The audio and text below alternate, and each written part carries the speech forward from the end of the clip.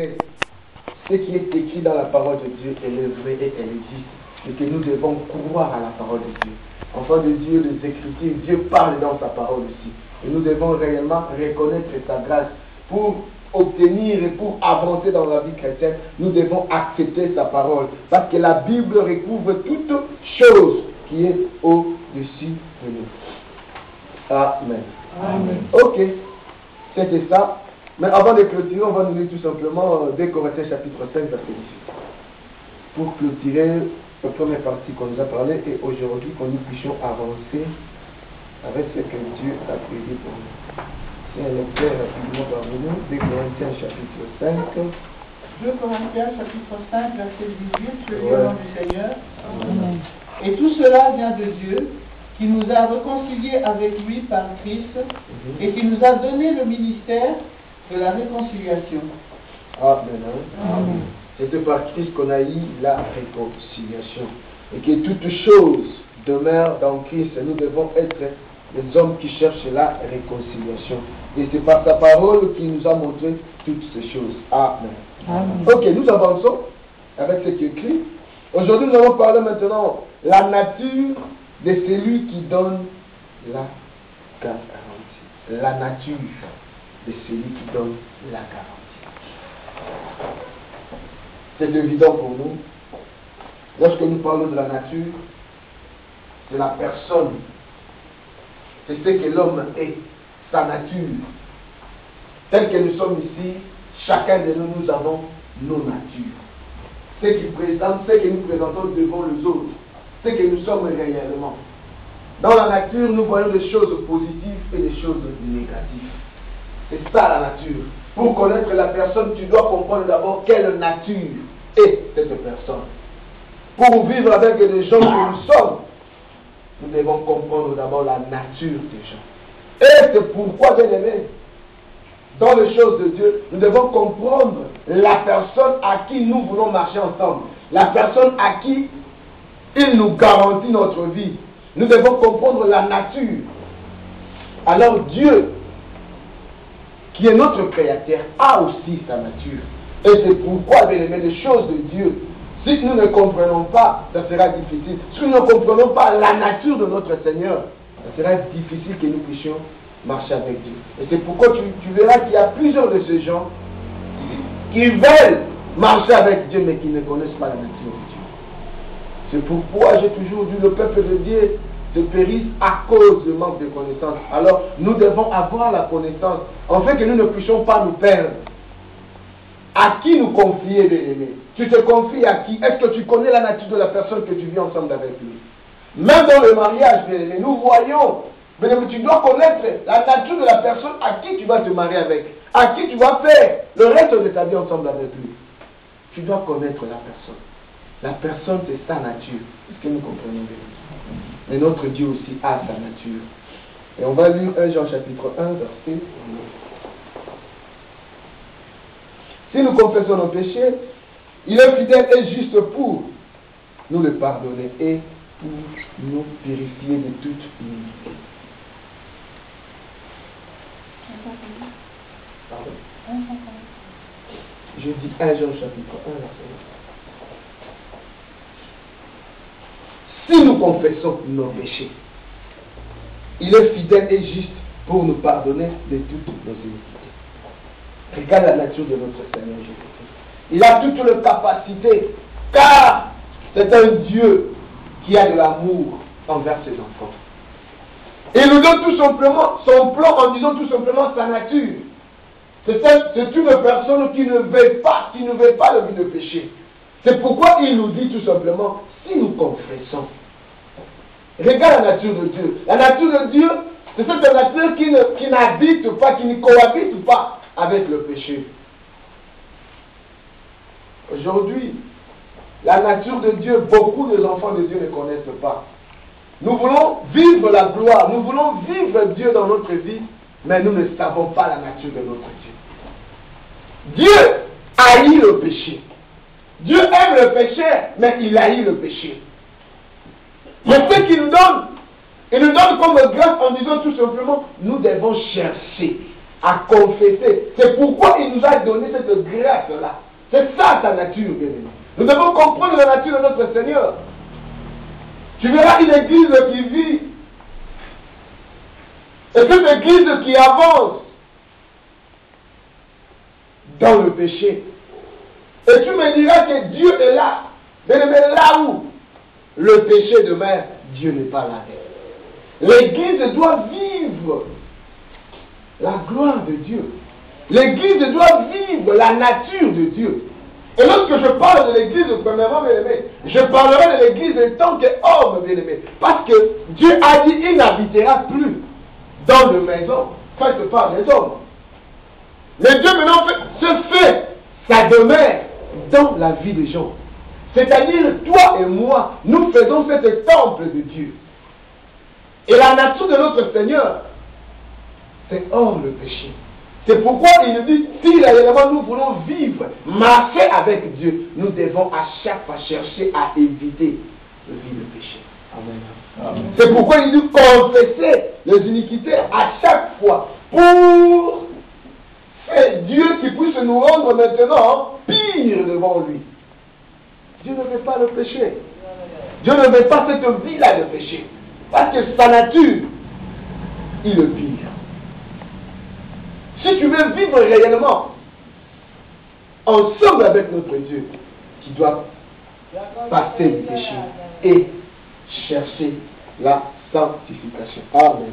1 Corinthiens chapitre 10, on nous lit, verset 13. 1 Corinthiens 10. 1 Corinthiens 10, verset 13, je lis au nom du Seigneur. Amen.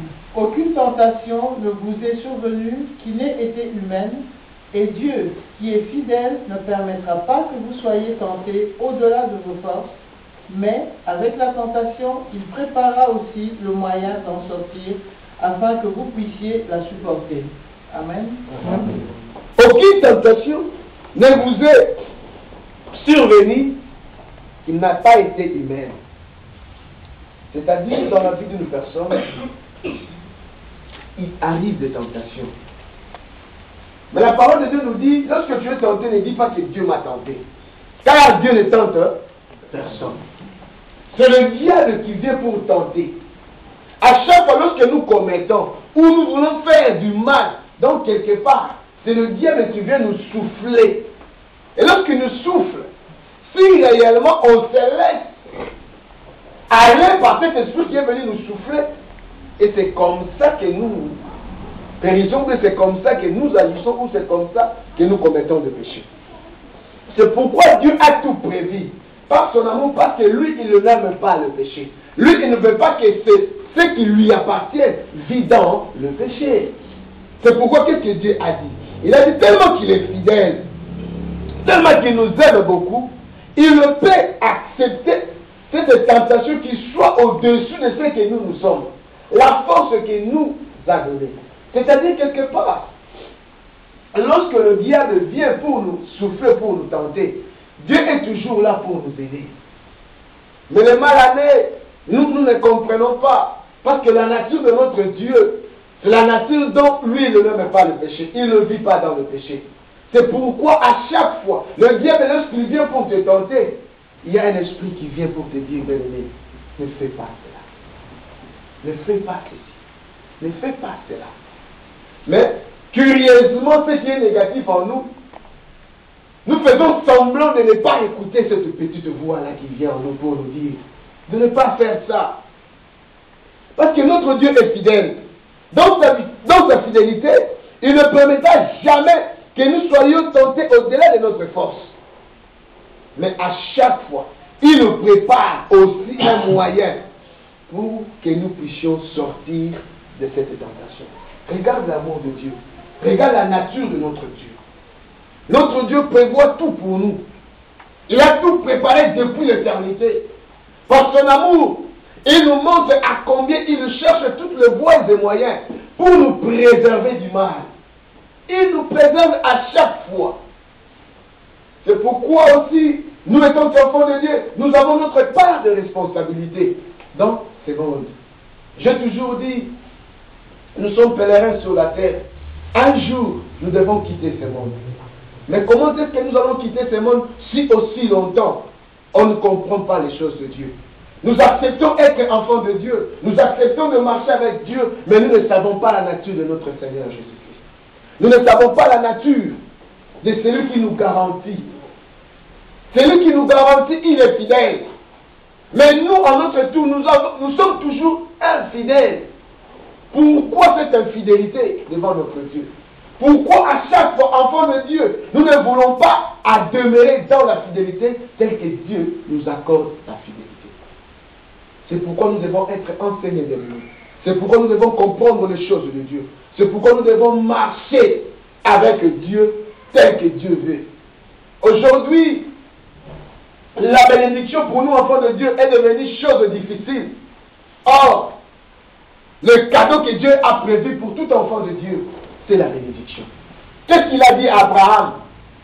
Abraham, sors de ton patrie, va là où moi, je vais t'amener, moi, je te bénirai. Dans les choses de Dieu, bien-aimé, pour vivre ou pour marcher avec Dieu, l'obéissance, elle est importante. Nous devons obéir à celui qui nous garantit. Nous devons marcher avec lui dans l'obéissance. Si nous voulons vivre la gloire, la main de Dieu dans notre vie, si nous voulons être garantis, nous devons connaître la nature de Dieu. Abraham a compris la nature de Dieu. Abraham a marché avec Dieu parce qu'il avait compris. Bien-aimé, si tu ne comprends pas Dieu aujourd'hui, peut-être que tu diras que non, Dieu est injuste à mon égard. Dieu n'a jamais été injuste parce que son amour a été trop grand. Jean 3 nous l'a dit. Il nous a tellement aimés. Je viens d'expliquer le tellement. Il n'y a personne qui t'aime tellement que ton Dieu. Il n'y a personne, bien-aimé. Même celui qui te dit, tu es mon chéri, je t'aime un jour. Il te quittera. Mais il y a une personne qui ne peut jamais te quitter. C'est la personne de notre Seigneur Jésus. Même dans les douleurs, même dans le profond malheur, il nous vient, bien-aimé. C'est ça sa nature. Nous devons comprendre la nature de notre Seigneur. Nous devons aimer plus que tout le monde. Parce que c'est ça ce qui est important pour nous. Parce qu'un jour, bien-aimé, nous laisserons, bien-aimé, toutes ces choses. Et nous irons comparaître devant celui qui nous a aimés. 2 Corinthiens chapitre 2, verset 13.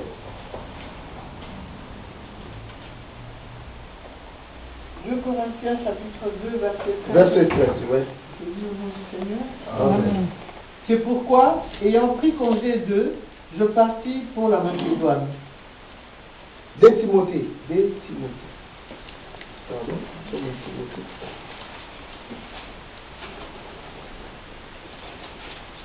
2 Timothée. 2 Timothée. 2, 13. 2 Timothée, verset 2, chapitre 13. Chapitre 2, verset 13, je lis. Si nous sommes infidèles, il demeure fidèle, car il ne peut se renier lui-même. Amen. Hein? Amen. Si nous sommes infidèles, regarde la nature de Dieu. Si nous, parce qu'à chaque fois, il nous arrive d'être infidèles. Même moi, le pasteur qui est devant vous, bien-aimés, il m'arrive aussi de fois d'être infidèle devant Dieu. Mais la parole de Dieu me dit, la nature de notre Dieu, lui, il nous demeure fidèle. C'est ça la nature de notre Dieu. Dans sa fidélité, il reste comme ça. Aujourd'hui, je peux dire oui. Et demain, parce que je suis homme, je change mon avis. Mais Dieu ne change pas. Dieu reste le même. Tel que la parole de Dieu nous dit, il était le même hier, aujourd'hui et éternellement. Ce qui lui était hier, c'est ce qui lui est aujourd'hui. Et sa future, il restera toujours ce qu'il a dit. C'est ça la fidélité de Dieu. C'est ça la nature de Dieu, bien-aimé.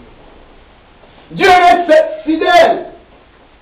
C'est la personne à qui, bien-aimé, nous devons nous confier. C'est cette personne que nous devons dire non, non, non, non. Moi, je vais marcher avec Dieu.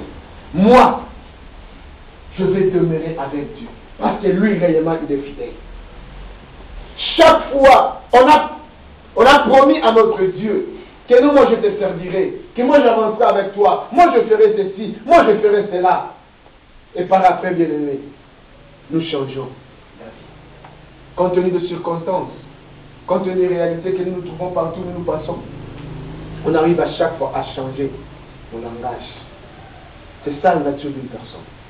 Et Dieu réellement n'est pas content de cette nature. C'est pourquoi nous devons chercher à avoir cette nature que notre Seigneur a. La personne, j'ai toujours dit, la personne c'est sa parole. Demeure de ce que tu dis. Ce que tu dis, réalise. C'est ça une personne. Sois fidèle à ce que tu dis. Si tu as promis à quelqu'un de faire quelque chose, fais-le. La crédibilité d'une personne est liée à sa nature. Qu'est-ce que tu es réellement? Quelle est ta nature?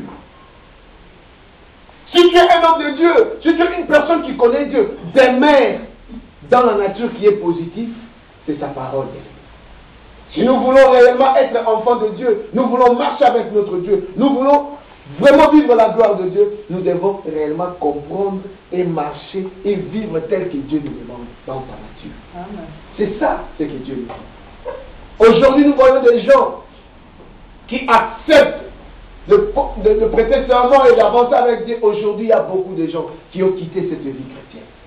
Ils ont abandonné. Et plusieurs de ces personnes, tu verras, mais surtout ici en Arabe, en Afrique, peut-être la personne servait Dieu. Il demeurait dans sa parole. Mais aujourd'hui, les circonstances, le milieu lui a changé. Mais quelle est ta nature? Quelle est ta nature? Un véritable enfant de Dieu doit demeurer tout près de celui qui lui a appelé. Car notre Dieu est fidèle. Et il demeure toujours. Peu importe, même si nous ne sommes pas fidèles, mais lui, il demeure toujours parce qu'il est fidèle. Amen. Amen. Jean chapitre 6, verset 37.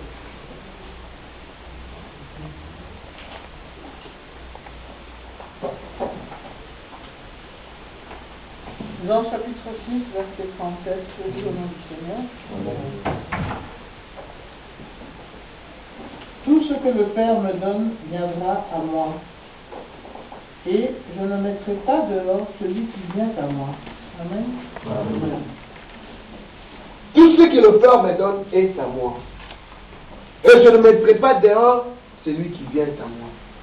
Regarde la nature de Dieu. Dieu ne choisit pas. Dieu ne regarde pas l'intérêt des gens, mais il est amour. Regarde l'amour de Dieu, c'est ça sa nature. Dieu nous aime tous, à l'exception de personne. Il ne regarde pas de tribu, il ne regarde pas de race. Aujourd'hui, on a pris Dieu par rapport aux races. Aujourd'hui, on nous dit tout simplement, il y a aussi des prophètes qui sont tout simplement pour nous les Africains. Mais dans les choses de Dieu, il n'y a pas la part des choses. Dieu unit tout le monde. Dieu est un Dieu universel. C'est ça sa nature, bien aimé. Tout ce que Dieu lui a donné et tout ce que cherche, celui qui cherche Dieu, il les trouvera. C'est ça Dieu, bien aimé.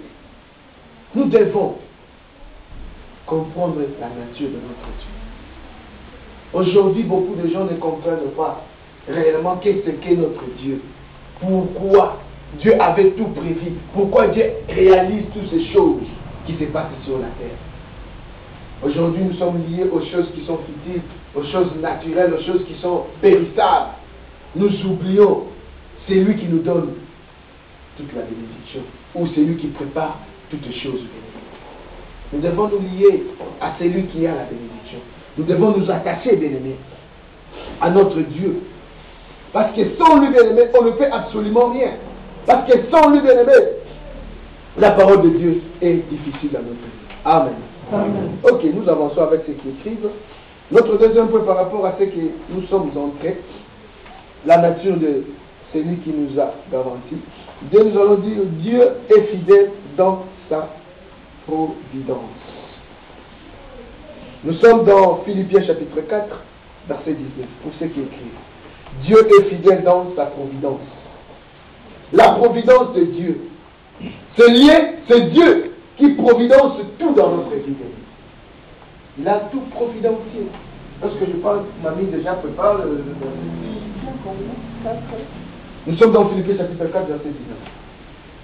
Dieu dans sa providence, tellement il est amour, tellement il est fidèle, il te connaît, il connaît tes problèmes, il connaît tes difficultés. C'est pourquoi Dieu vient pour providencier ta vie. Dans sa providence, il a tout prévu pour nous. C'est ça ta fidélité. C'est ça ta nature, bien-aimé. Dieu t'aime tellement beaucoup. Il veut te montrer à combien il est amour. On nous dit ça.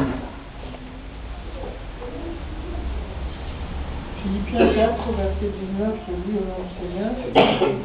Et mon Dieu pourvoira à tous vos besoins selon sa richesse, avec gloire en Jésus-Christ.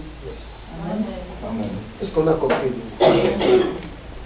C'est Dieu qui pourvoit, bien-aimé.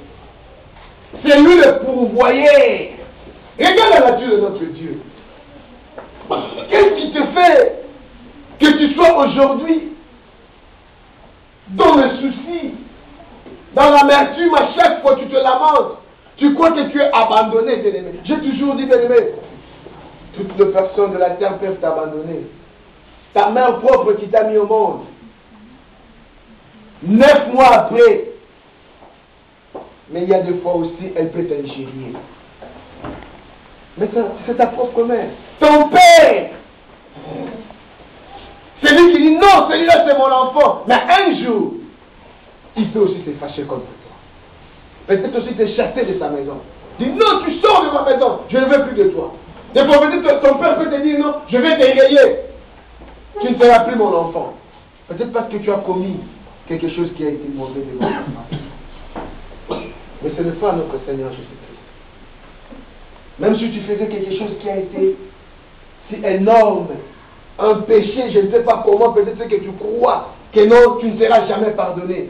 Mais notre Dieu est fidèle. Il pardonne toutes choses. Tout péché chez lui, si tu acceptes tout simplement que tu confesses et que tu abandonnes, lui il est juste fidèle. La providence, la fidélité de notre Dieu, c'est ça, bien-aimé. Il pourvoit tout. C'est lui le pourvoyeur. Jéhovah Jireh, le Dieu qui pourvoit, bien-aimé. Qu'est-ce que tu dis? Qu'est-ce que tu crois? Qu'est-ce que tu penses? Oh non, moi. Non, bien-aimé. La parole de Dieu a dit, dans tous nos besoins, selon sa richesse, dans la grandeur de la richesse de Dieu, Dieu a tout. Pour tous ses enfants. Pour toi et pour moi, bien-aimé. Qu'est-ce qui est possible? Qu'est-ce que tu crois que ça ne peut jamais se réaliser? Bien-aimé, tout ce que nous cherchons sur la terre, Dieu l'a prévu pour nous. Mais tout ce que lui il le veut, que tu puisses comprendre sa nature. Comment tu vas marcher avec une personne que tu ne connais pas ta nature? C'est pourquoi à chaque fois, il y aura toujours des problèmes. C'est pourquoi je donne la vie dans le mariage où les gens ne se comprennent pas parce qu'ils ne comprennent pas la nature de l'autre. À chaque fois, il y a dispute, il y a chamaille. Ils se chamaillent à chaque fois. Pourquoi? Parce qu'ils ne se comprennent pas. Mais nous devons, bien-aimés, chercher à comprendre la nature de notre Dieu. Notre Dieu est amour. Notre Dieu pourvoit tout pour ses enfants. Il nous prépare. Même ce que toi, tu n'as jamais su. Dieu a prévu pour toi. Là où tu veux aller aujourd'hui, peut-être que tu ne connais pas là où tu iras. Mais Dieu connaît tout parce qu'il a tout prévu. Les jours où tu vas quitter ce pays, Dieu connaît. Tout il a prévu, tout c'est pour toi. Mais le mal année, toi tu ne comprends pas. Le mal année, tu ne comprends pas comment marcher avec Dieu. Lorsque le jour où tu vas comprendre, où tu vas chercher à expérimenter la grandeur de notre Dieu, tu verras à combien Dieu est amour.